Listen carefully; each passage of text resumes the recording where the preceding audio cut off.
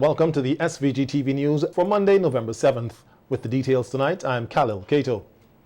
Vincentian Professor Dr. Joel Warrican is of the view that the examination-driven culture at both the primary and secondary school levels in St. Vincent and the Grenadines and other small island states neutralizes a substantial portion of the youth.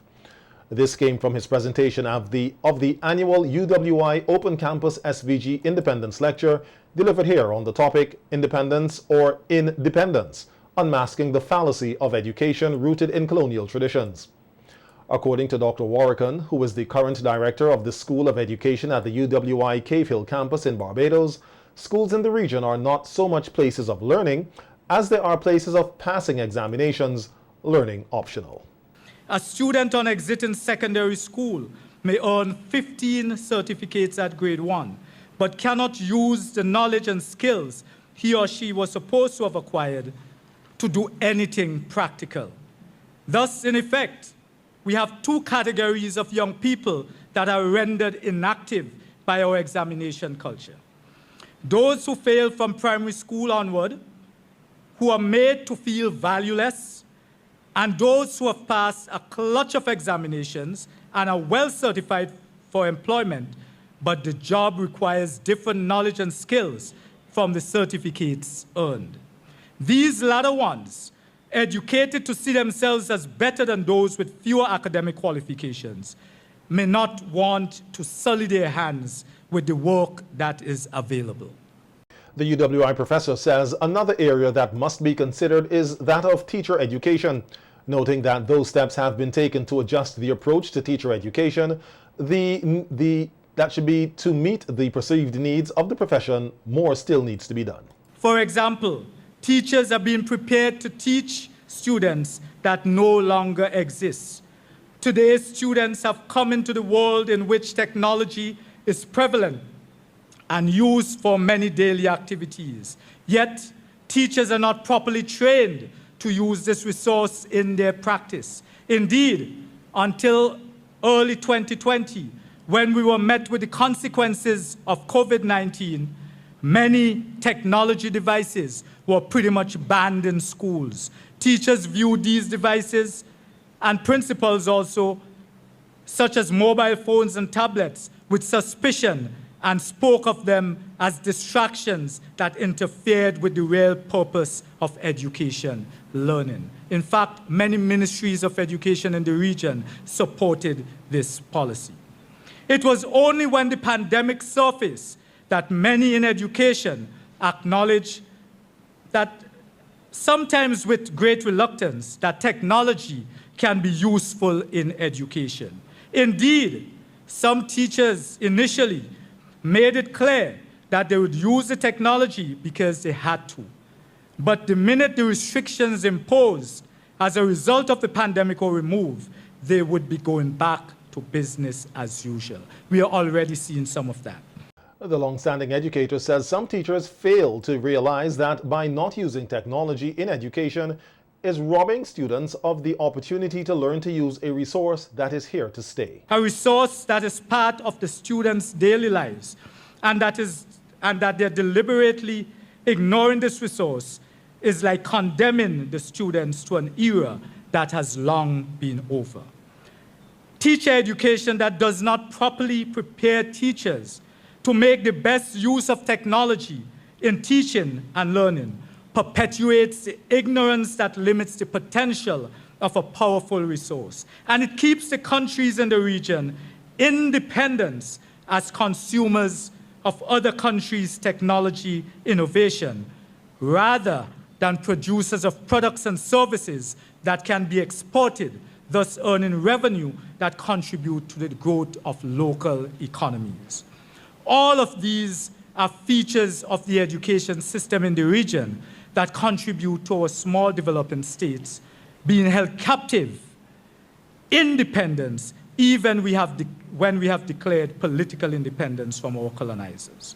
Prime Minister Dr. Ralph Gonzalez has received an honorary doctorate from the Bolivarian University of Venezuela for what it says is his important contribution against the aggressions of the imperial power groups, his unrestricted defense of counter-hegemonic projects, and his fraternity with the Latin American peoples. In an interview with the Agency for Public Information today, Prime Minister Gonzalez says that he did not just receive the award for himself, but on behalf of the people of St. Vincent and the Grenadines and the region. Recent months, two from universities in Nicaragua, one from University of Wales, Trinity St. David, and now this one from the Bolivarian University of Venezuela. And on each occasion when I received these awards, I make the point that though I am the recipient in person, I receive it on behalf of the people of St. Vincent and the Grenadines and of the Caribbean. All of us who have been struggling to build our countries and to build them against in the midst of serious adversity and manipulation by external forces and by a global system which is not conducive to optimal benefits for our smaller nations. All of that is being fought out on the climate change front at the moment in Sharm el-Sheikh in Egypt at the Conference of Parties of the United Nations Framework Convention on Climate Change, the 27th edition, which CARICOM is very well represented. Not all CARICOM leaders have to be there. CARICOM and the OECS are very well represented, and we are in touch. St. Vincent and the Grenadines is set to become the Eastern Caribbean's hub for the Alba Bank. On radio yesterday, Prime Minister Gonzalez said given the size of the portfolio of the Eastern Caribbean within the bank, there is a need for a representative office. The Prime Minister noted that SVG has been selected and there will be a ministerial meeting later this year which will estimate the cost of the office. A lot of investment by the Alba Bank, either directly with its own monies or monies which it administers for other agencies, and lots of investments in the Eastern Caribbean. St. Kitts, Antigua, Barbuda, Grenada, Dominica, a little in St. Lucia, not much, just a little in Guyana too, but in St. Vincent and the Grenadines. By the way, you know, from the time the Alba Bank was founded 14 years ago, that most of the highest percentage of the loan in the aggregate is to St. Vincent and the Grenadines. Not just to the government, but to St. Vincent and the Grenadines. To the government, particularly in the area of airport construction, but also, as you know, Cecil, Vinci Fresh. Of course. Which your money is borrowed by Windfresh. Yes. For the plant out at Diamond. The aggregate loans as a percentage, the aggregate loans for projects in St. Vincent, whether by the government or by other entities, amount is more than for any other country. Number two is Cuba, in terms of the percentage of the resources of the aggregate of the Alba loans. The Prime Minister, the Prime Minister, who recently returned to the state from Venezuela, said his visit was very successful. He said he met with representatives of the Alba Bank to discuss a number of issues, including the $2.5 million which has been secured through the bank for the reconstruction of the Kingstown bus terminal, Little Tokyo. Specifically, I went there, in addition to the discussions which I just talked about. I went there to be at the Ministerial Council of the Alba Bank to make the presentation to secure $2.5 million US, 50% of the funding requirement of the $5 million which we require to do over Little Tokyo. Well, I was successful in getting the $2.5 million. We will find the other 2.5 in another way. But we have money to proceed. In the same way that we had gotten before when Saboto had gone to the Alba meeting in Bolivia, the 2 million in relation to the fisheries, 2 million US fisheries. But I had to go to close the deal on this one. The St. Vincent and the Grenadines Import-Export Guide was launched here today. The guide is intended to provide a simplified explanation of the procedures to be followed by persons involved in importing and exporting into and out of SVG. Addressing the launching ceremony, Executive Director of the SVG Chamber of Industry and Commerce, Anthony Redisford, says the document is very important and they welcome it in the private sector, especially for persons involved in trade. I went through it, and it is procedural in a lot of what the narrative is, but it also does captures the important headlines like incentives, the special concessions that people may have, waivers. Then it talks about standards, packaging, labeling. It captures all those things that add on to the layers of complexity of moving goods across borders. And hopefully, the person who is engaged in such an activity will find this guide useful. Congratulating the Ministry of Trade on its latest initiative, Redisford emphasized the importance of trade.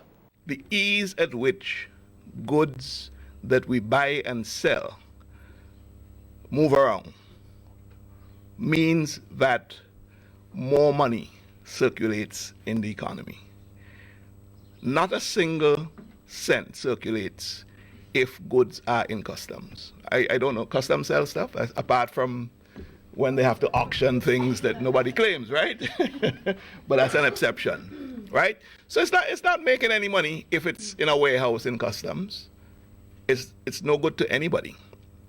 The consumer is not getting the value for it because they don't have it to use. They don't have the kettle to boil their water, or they don't have the cereal to eat when it is in customs. And it's held up there because maybe some procedural steps are missed, not understood.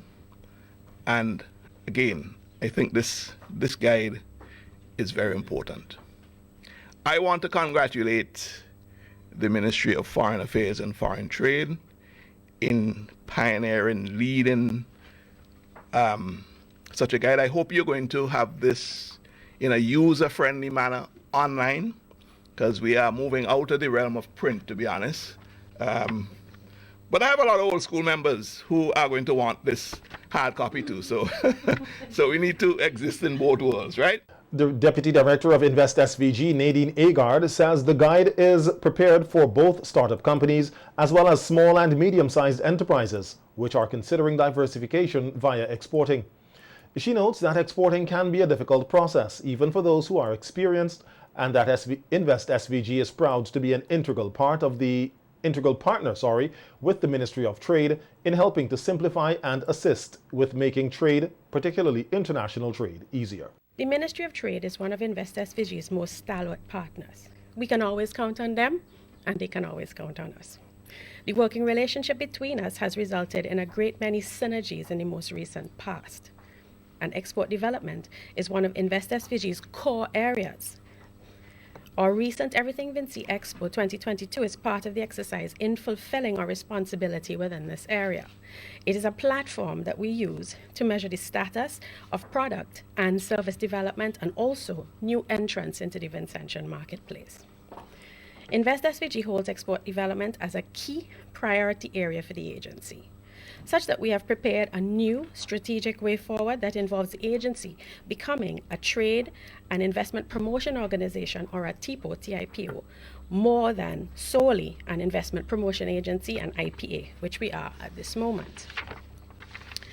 This new strategy for the organization will allow us to be more goal-oriented and more targeted and focused as an agency. Preparing for the world of international trade can be a complex process, and Invest SVG is proud to be an integral part of this remarkable step forward, which seeks to simplify and to assist. Minister of Foreign Affairs and Foreign Trade Kiesel Peters says the launch of the first edition of the Import-Export Guide of SVG forms part of a series of initiatives by the ministry to improve the level of trade in the country. She says the world recognizes the importance of import-export trade and the need for traders to understand the particulars of import-export management in order to compete successfully in trade at the borders. Minister Peters says although the SVG Import-Export Guide will not fulfill all the implementation requirements under Article 1 of the Trade Facilitation Agreement 2017, which pertains to publication, it covers over 50% of the requirements and will allow SVG to partially implement the article. She, however, provides a word of caution to users of the guide. Is that you must be mindful that the procedures included in it are intended as a general guide, and all legalities should be considered within the context of the relevant legislation. And the public is hereby encouraged to make good use of this guide as it outlines the steps to be followed when thinking of moving goods through various ports. Quite naturally, as time progresses and as the need arises, the guide will be updated accordingly, because this is the first edition. Peters says another initiative of the ministry is to finalize the National Export Strategy, which will soon be presented to Cabinet. She also used the opportunity to commend Invest SVG for the successful hosting of the recently concluded Everything Vinci Expo. As the Minister of Foreign Trade, I was very encouraged to see the variety of products and services featured in the expo. And I did a bit of shopping as well. And it is my hope that we can work together to take our country's trading position to another level. And I note what you have said about the diversification that Invest SVG intends to take on. We have what it takes by, as I said, the products and services that I saw. We have what it takes. We have the talent. We have the ingenuity. So we just need to work together. And I also take the time to encourage us to continue to support local. Minister Peters says the online manual of the SVG Import-Export Guide includes illustrations in a more user-friendly version that outlines the different processes involved in import and export, and that the online version will be available on the ministry's website during the course of this week. And Prime Minister Dr. Ralph Gonzalez has expressed disappointment with the way that the private sector, particularly businesses in capital Kingstown, responded to the independence celebrations this year. Speaking on WeFM's Issues at Hand program on Sunday, the Prime Minister says there were hardly any independence decorations on buildings around Kingstown for the celebrations and commended Jack's Enterprises for its continued effort in lighting up the town and urged other private sector entities to follow suit. As a nationalist and as someone who has been leading this country for 21 and a half years, I must say that I'm disappointed in the response of most of the private sector to independence.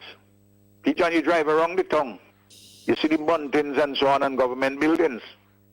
Last year, the government was a little slow in bringing out their buntings. Remember that? This year, they did it much earlier, and it was more overwhelming. And they got new buntings. They fix up the public places, and you have schools calling my office, wanting 100 flags. You see the people turn out at Victoria Park in the large numbers. You go up Rabaca, you see the ordinary people how they turn out, you know, with the Madongo and everything else, Pigeon. Where you drove around town, only few private sector buildings had any buntings up, any paraphernalia. Outstanding in their performance, of course, is Jack's. You see how they put up their place for independence? Huh? Why can't other businesses do something similar to Jack's? The Prime Minister also appealed to private sector entities in Kingstown to invest monies in lighting up their buildings this Christmas. I am asking the private sector for Christmas, invest some money. We have to lift our spirits. Start earlier in putting up your Christmas paraphernalia. Let's start it earlier. A lot of these lights don't burn so much electricity, you know. I'm talking about these Christmas lights. Certainly by the end of this month, the latest, we should be seeing those things, man. And we have more communities, and the communities do well. Look, point in North Windward. Look how they've been winning so many years. The Major Crimes Unit of the Royal St. Vincent and the Grenadines Police Force has launched an investigation into the circumstances surrounding a shooting incident in Redemption Sharps on Saturday that resulted in the deaths of Jeroy J.J. Phillips, a 27-year-old laborer, and Lorenzo Deschong, a 30-year-old laborer, both of Redemption Sharps. According to reports, at about 2:35 p.m., officers from the Major Crimes Unit received information about a shooting in the area. On arrival at the scene, Phillips and Deschong were found with multiple gunshot wounds to their bodies. Phillips was pronounced dead at the scene by the district medical officer, while Deschong died at the Milton Cato Memorial Hospital. The police say investigations revealed that a group of men were congregated in front of a liquor and provision shop when a white Jeep, registration number unknown, drove by and stopped in front of the shop. Approximately 4 men dressed in black with their faces covered with masks exited the vehicle and fired shots at the group. A post-mortem examination is expected to be carried out on the bodies to ascertain the exact cause of death. Persons with information that can assist with the investigations are asked to contact the police. Meanwhile, in the aftermath of another shooting incident on Saturday, this time in Union Island, landed Caldwell Brown of Union Island in police custody. Reports are that Brown and Anthony Franklin, a 30-year-old of Clifton, Union Island, got into an altercation after Franklin allegedly broke the windscreen of Caldwell's blue Suzuki Escudo. Caldwell reportedly used a gun and shot Franklin on the right side of his back, then threw the gun into the sea. Franklin was transported to St. Vincent via Coast Guard and is said to be in stable condition. Meanwhile, on radio on Sunday, Prime Minister Gonzalez says the police need to find more strategies to fight crime in the country. This morning, I talked to the commissioner. I said to the commissioner that though we have improved our surveillance, there is still an insufficiency of actionable intelligence in relation to certain crimes. And that has to be reviewed. You can't just fight crime. And the commissioner knows this, and everybody in the police force knows this. You can't fight crime just with force, you know. I'm talking from the police standpoint. You have to have intelligence to try as much as possible to stay ahead of the curve. Sometimes very good intelligence, which is actionable. You may be able to stop a killing, be able to stop a burglary, because we have seen that. And we have used intelligence before on an ongoing basis to stop crimes. But we need to up our intelligence. And there are ways in which we can do so. Discussing what ways may help in tackling the crime in the country, the Prime Minister explained why electronic surveillance would not be a viable option. Talking about electronic surveillance, because I raised that once in the Parliament as a tool where you go before the judge and get permission, whether for 48 hours or 72 hours, and you have to report back to the judge in chambers in relation to any surveillance now. They said, no. They wouldn't support any such legislation. And once I don't have all party support on that, I am bringing it. You understand what I mean, Pijan? Yes. So that happens in America, that happens in England, it happens in Jamaica, it happens in Trinidad, I believe it happens in Barbados, other places in the Caribbean. But if you want the private intelligence, if you want the private communication of the criminals to be protected, well, you find other ways there. You see the point I'm making? No, I understand very much the restraint that people must have in allowing the state, the people must have this restrained in having electronic surveillance. I know all the downsides of that. But since that option is not available to us, there are other forms of intelligence. I'm talking human form intelligence. Members of the SVG Christian Coalition and other members of the public came together for a prayer walk around Kingstown yesterday. The walk, which began at the NIS headquarters building in Kingstown, was held under the theme God's Church United in Action of Prayer and Praise. Speaking with SVG TV News, member of the SVG Christian Coalition, Stephen Oliver, outlined the main objective of the prayer walk. Come together as churches, and what we are doing, we are having a prayer march. We are going through Kingstown and we are praying for our nation. We believe this is crucial. We believe this is a time we need to lift up St. Vincent and the Grenadines in prayer. We recognize all the challenges we are facing internally, externally, and we know it's not by might, it's not by power, but it's by prayer. So what you're seeing, a number of churches from all organizations, we have come together to have this march and this prayer, and that is what we are doing today. In other local news, persons living north of Rabaca have been told that the Lahars, or mudflows they have been experiencing, especially when it rains, is something they will have to deal with for about a year or two. This from Professor Richard Robertson, who was discussing the issue on NBC Radio's Face-to-Face program earlier today. Professor Robertson says the increased rainfall runoff is as a result of the eruptions of the La Soufrière volcano, noting that it will take a few years for the vegetation to regrow on the mountain slope, particularly close to the summit, sufficiently to stop the flow. Rain falls. What stops the rain from hitting the ground is the vegetation. It slows down the rate at which the raindrops can get to the ground. In fact, some of them don't quite get there. And even when they get there, the rate at which and the damage that they can do on the ground is less because they take so long to get through the trees. If we don't have any trees, as we don't have at the top 1/3 of the volcano, when the rain falls, it just goes straight to the ground.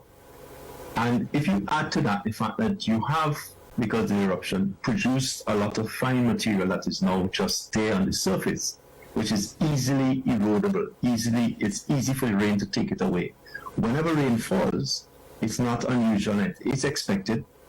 It's going to bring all that material down. It's going to mobilize a lot of that material, and it's going to come down in the valleys where the river is and where the rain is falling into.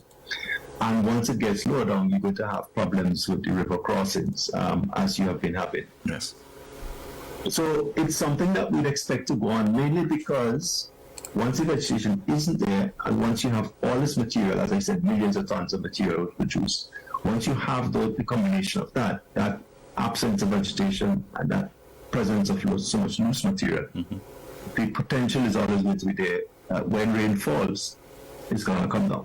Professor Robertson says they have been looking at the Lahars closely with collaborators in the UK, as the Lahars they are now seeing, which can be generated with as little as 20 millimeters of rainfall, which has also been confirmed by the local Met Office, can cause problems at the river crossings in the red zone in the north. You don't have to have a lot of rain. 20 millimeters of rain is like how much rain that you have.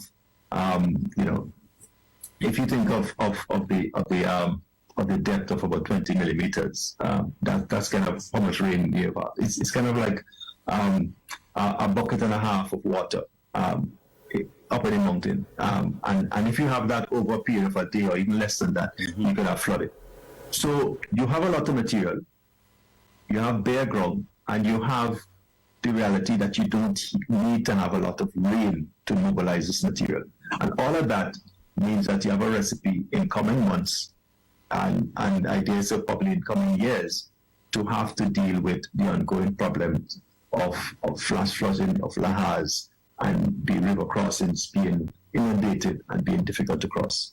Professor Robertson used the opportunity to advise persons not to cross the rivers when they are flowing, as the mudflows could be tricky. It suggests that if people approach a river crossing and you see like water is in it, you should make an assessment of what it makes sense to cross.